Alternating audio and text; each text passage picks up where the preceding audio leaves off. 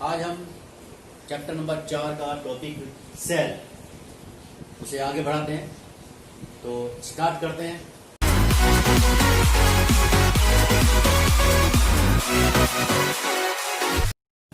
अभी हमने जैसे पहले वीडियो में बताया था कि प्राथमिक और द्वितीय सेल किसे कहते हैं। प्राथमिक सेल जिन्हें दोबारा चार्ज नहीं कर सकते, द्वितीय सेल जिन्हें दोबारा चार्ज किया जा सकता है। उसी में कुछ सेल रह गई है, जैसे प्राथमिक क्षारीय प्राथमिक सेल जिसे बटन सेल कहते हैं, जो खासकर घड़ियों में, कैलकुलेटर में और जो इलेक्ट्रॉनिक खिलौने होते हैं उनके अंदर यूज की जाती है। इसमें डिटेल की जरूरत नहीं है, आपको ये याद रखना है कि कैथोड क्या होता है, एनोड क्या होता है और वैद्युत अपघटक किसे यूज करते हैं इसके अंदर। पहले क्षारीय प्राथमिक सेल या बटन सेल, इसके अंदर मरकरी ऑक्साइड यानी पारे का जो ऑक्साइड है उसको मिक्स करते हैं ग्रेफाइट के साथ। ये काम करता है कैथोड का और ये होता है धनात्मक। फिर जो जिंक है, जस्ते की जो छड़ है, वो काम करती है इसमें एनोड का, ये ऋणात्मक होती है। केवच इसके अंदर वैद्युत अपघटक का कार्य करता है। इस तरह ये सेल तैयार होती है और ये प्राथमिक सेल है, इसे एक बार यूज करके दोबारा चार्ज नहीं कर सकते, यूज एंड थ्रो वाली सेल होती है। फिर आता है लोह निकल सेल। इस सेल के अंदर निकल ऑक्साइड को यूज करते हैं एज ए कैथोड के रूप में, जो इसका धनात्मक भाग होता है। आयरन इसमें एनोड होता है, जो कि ऋणात्मकता शो करता है क्योंकि इस पे इलेक्ट्रॉन इससे निकलते हैं। जबकि वैद्युत अपघटक का जो पार्ट है वो काम करता है KOH। और ये द्वितीय सेल है, इसे दोबारा से चार्ज किया जा सकता है और इस सेल को हम इस्तेमाल कर सकते हैं सीसा संचयक सेल के स्थान पर, यानी इन्वर्टर से जोड़कर घरों में बिजली पंखे चलाने के लिए। फिर निकल कैडमियम सेल आती है। इसके अंदर निकल ऑक्साइड सेम वही है, निकल ऑक्साइड कैथोड काम करता है जो धनात्मक पोषण होता है, कैडमियम करता है एनोड काम जो ऋणात्मक पोषण होता है। अब इसमें वैद्युत अपघटक KOH है। तीनों सेलों में देखो वैद्युत अपघटक बिल्कुल सेम है और ये भी द्वितीय सेल है, इसका इस्तेमाल भी सीसा संचयक सेल के स्थान में किया जा सकता है, जैसे कि इन्वर्टर से कनेक्ट करके और घरों में बिजली के लिए और गाड़ी में, ऑटोमोबाइल में इसका इस्तेमाल ज्यादा किया जाता है इन्वर्टर की कंपेयर, क्योंकि लैड जो सेल है वो ज्यादा ही कॉन्फिडेंट होती है और ज्यादा ही सस्ती होती है इसके मुकाबले, क्योंकि बहुत महंगी पड़ जाती है। इसलिए इनका इस्तेमाल न करके सीसा संचयक सेल का इस्तेमाल करते हैं। चैप्टर नंबर 4 में अगला टॉपिक है चुंबक और चुंबकीय ऊर्जा। हम सभी जानते हैं कि चुंबक के आधार पर पदार्थों को 5 भागों में बांटा गया है। अणुचुंबकीय यानी ऐसे पदार्थ जो चुंबकीय क्षेत्र में आकर्षित होते हैं और जिनमें अयुग्मित इलेक्ट्रॉन होते हैं। प्रतिचुंबकीय जो चुंबकीय क्षेत्र में प्रतिकर्षित होते हैं और में सभी इलेक्ट्रॉन युग्मित होते हैं।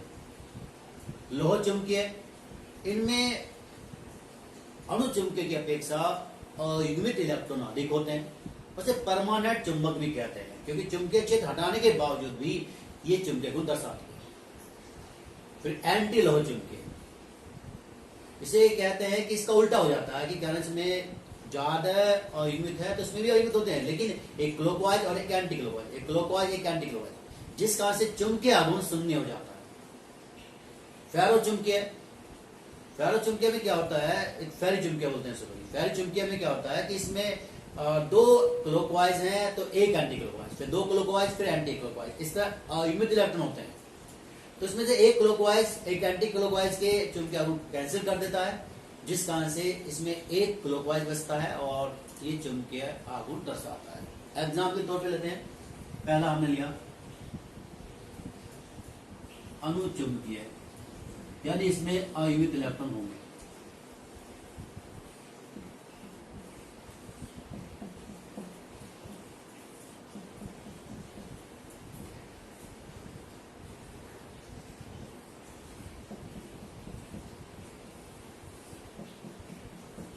कंडीशन यहां है, इसमें अयुग्मित है, अनपेयर बोल देते हैं, तो अणुचुंबकीय है। प्रतिचुंबकीय सब क्लॉकवाइज, मतलब सबके सब पेयर होंगे, क्लॉकवाइज और एंटी क्लॉकवाइज दोनों कंबाइन होंगे और इसमें सब पेयर में, तो इसमें चुंबकीय गुण नहीं होता। फिर आता है लोह चुंबकीय, इसमें ज्यादा अयुग्मित होंगे कंपेयर टू किसके, अणुचुंबकीय के, तो इसे परमानेंट चुंबक बोल देते हैं। फिर आता है एंटी लोह, इसमें क्या होता है, क्लॉकवाइज एंटी क्लॉकवाइज, क्लॉकवाइज फिर एंटी क्लॉकवाइज, क्लॉकवाइज और एंटी क्लॉकवाइज, यानी इसका चुंबकीय आघूर्ण इसके द्वारा कैंसिल। तो एक क्लॉकवाइज है, दूसरा anti clockwise, clockwise anti clockwise, clockwise anti clockwise, तो चुंबकीय आघूर्ण शून्य हो जाता है इसका। फिर आता है फेरो, फेरी चुंबकीय, इसमें clockwise clockwise anti clockwise, clockwise clockwise anti clockwise, ये कैंसिल हो गए दोनों, और उसके बाद बच गए एक, तो इस कारण से चुंबकीय गुण दर्शाता है। अब आप जानते हैं कि जब कोई भी चीज लगातार एक ही डायरेक्शन में मूव करती है तो उसके आसपास एक मैग्नेटिक फील्ड डेवलप हो जाता है। उस मैग्नेटिक फील्ड को हम क्या कहते हैं, चुंबकीय आघूर्ण कहते हैं। अगर ये क्लॉकवाइज और दूसरा इसका उल्टा एंटी क्लॉकवाइज आ जाए, यानी कि एक तो क्लॉकवाइज लगातार घूम रहा है और दूसरा इसके पास अगर एंटी क्लॉकवाइज आ जाएगा तो इसका चुंबकीय आघूर्ण इससे कैंसिल हो जाता है। इसीलिए प्रति चुंबकीय जो होते हैं उनमें चुंबकीय गुण नहीं होता। अब चुंबक पहचाने कैसे, जब किसी भी धातु को आप किसी भी चुंबक के पास लाते हैं और वो उसकी ओर आकर्षित होती है, यानी अट्रैक्ट होती है, तो उसमें चुंबकीय गुण होता है। किसी और अट्रैक्ट होना ही मैग्नेटिक प्रॉपर्टी को शो करता है। अब आता है चुंबकीय ऊर्जा। किसी धातु को चुंबक जब अपनी ओर आकर्षित करने के लिए जो ऊर्जा यूज करती है उसे उस चुंबक की चुंबकीय ऊर्जा कहते हैं। इसके अलावा आता है चुंबक के प्रकार। चुंबक दो प्रकार की मानी जाती है, ये तो उसके क्लासिफिकेशन था। एक होती है प्राकृतिक चुंबक, एक होती है कृत्रिम चुंबक, यानी कि नेचुरल और आर्टिफिशियल। नेचुरल जाते हैं आपके पास, जैसे आपके पास निकिल, आयरन, कोबाल्ट है, और अर्थ के जो कोर होता है, सेंटर कोर होता है, उसमें ये तीनों धातु हैं। इसी के लिए पृथ्वी का गुरुत्वाकर्षण उतना स्ट्रॉन्ग होता है। कृत्रिम जो बनाई जाती है उसमें बहुत सारी छड़ चुंबक होती है इसके अंदर, और गोलाकार चुंबक होती है, और नाल चुंबक होती है, इसके अलावा चुंबकीय सुई होती है, बहुत सारी चीज इसके अंदर आती है। तो इसके बाद हम लेके चलते हैं चुंबक के गुण क्या क्या होते हैं।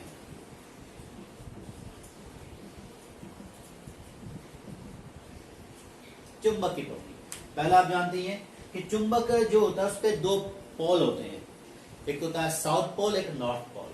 यानी एक को हम दर्शाते हैं इस तरह चुंबक ले ली तो हमने एक एन नोड ले लिया और एस नोड ले लिया। तो इसमें पहले जो प्रॉपर्टी हुई है कि इसके अंदर एक अपनी ओर अट्रैक्ट करने की पावर होती है। देखिए अट्रैक्ट करने की पावर क्या होता है, एस सिरा एन को अट्रैक्ट करता है और एन सिरा एस को। यानी अगर आप देखा जाए इसके सामने अगर आप एन सिरा ला दोगे तो ये अट्रैक्ट करेगा, लेकिन अगर आप एस के सामने एस सिरा ला दोगे तो ये इसको रिपल करेगा, यानी प्रतिकर्षित करेगा। तो ये ध्यान देना, अपोजिट पोल ही अट्रैक्ट होते हैं, सेम पोल प्रतिकर्षित होते हैं एक दूसरे से। अब चुंबक के गुण क्या होते हैं। पहले कहा था कि चुंबक जो होती है अगर समान ध्रुव आते हैं तो प्रतिकर्षित, विपरीत आते हैं तो आकर्षण। दूसरा, चुंबक के द्वारा हम पदार्थों में प्रेरण प्रभाव से चुंबकीय गुण उत्पन्न कर सकते हैं। जैसे आपने देखा होगा कि एक हमने उदासीन ले लिया, ये उदासीन है जिसमें एक धनावेश है और इसके चारों ऋण आवेश है। उदासीन ले लिया, उसके पास हमने ला दिया पॉजिटिव और नेगेटिव। तो आप देखिए कि इलेक्ट्रॉन इसकी ओर आकर्षित होने लगता है, तो धीरे धीरे क्या होगा, नेगेटिव गिर जाएगा और पॉजिटिव सिरे पर आ जाएगा, यानी पोल बन जाते हैं। सेम वही रीजन होता है चुंबक में भी। जब किसी धातु या किसी भी आप वस्तु को उसके पास लाते हो चुंबक के, तो उसमें पोल बन जाते हैं और उसमें मैग्नेटिक प्रॉपर्टी डेवलप हो जाती है। तीसरा, अगर चुंबक को धागे से बांध के लटका दे और घुमा के छोड़ दे तो हमेशा वो उत्तर और दक्षिण दिशा में रुकती है। चुंबक का उत्तरी जो सिरा है, जिस उत्तर दिशा में प्रति उत्तर दिशा में रुकी है, वो उसका उत्तरी सिरा कहलाएगा, जिसे हम एन से डिनोट करेंगे। और जो दक्षिण दिशा में रुकता है उसे हम एस से डिनोट करते हैं, क्योंकि वो साउथ में होता है। जिन वस्तु को अपनी ओर आकर्षित करती है वे चुंबकीय हो जाती हैं, बता दिया था आपको। अब आता है इसके उपयोग क्या क्या। सबसे पहले आपका देखो उपयोग है कि छोटे छोटे विद्युत चुंबक बिजली की जगह घंटी होती है, टेलीग्राम होता है, और इसके बाद टेलीफोन है और बहुत सारे यंत्र होते हैं, उनमें इसका इस्तेमाल किया जाता है। लोहे के बड़े बड़े टुकड़े, आपसे बहुत बड़ी फैक्ट्रियां होती हैं और बहुत बड़े लोहे के टुकड़े होते हैं, तो हम क्या करते हैं, तो बड़ी बड़ी मैग्नेटिक होती है जिन्हें हम विद्युत धारा से जोड़ देते हैं और करंट जैसे पास करते हैं तो उनमें मैग्नेटिक पावर डेवलप हो जाती है और वो बड़े बड़े लोहे के टुकड़ों को एक स्थान से दूसरे स्थान पे ले जाने का काम करते हैं। जैसे भिलाई कारखाने होते हैं, रेलवे कारखाने होते हैं, बड़ी बड़ी पटरियों को एक स्थान से दूसरे स्थान पे वो मैग्नेटिक के द्वारा ही ले जाया जाता है। फिर पानी में, अब हम समुद्र में है या नदी है, वहां पर लोहा है, निकल है, कोबाल्ट है, उसकी पहचान करते हैं चुंबक के द्वारा। क्योंकि अगर ये तीनों एलिमेंट हैं तो ये चुंबकीय होते हैं, तो जब चुंबक पानी डाल जाएगी तो ये उससे अट्रैक्ट होंगे और उस अट्रैक्ट के कारण हम पता लगा सकते हैं कि भाई पानी में क्या, पानी के अंदर जमीन है उसमें निकल है, कोबाल्ट है और आयरन उपस्थित है। विद्युत जनरेटर में इसका इस्तेमाल होता है और ध्वनि यंत्रों में स्पीकर देखोगे, साउंड, उसमें भी मैग्नेटिक प्रॉपर्टी होती है। जो स्पीकर उसके पीछे साइड में लगी होती है मैग्नेट। तो ये इसके उपयोग हो गए। अब आगे हम जो पढ़ते हैं वो पढ़ेंगे इसमें विद्युत चुंबक क्या होती है।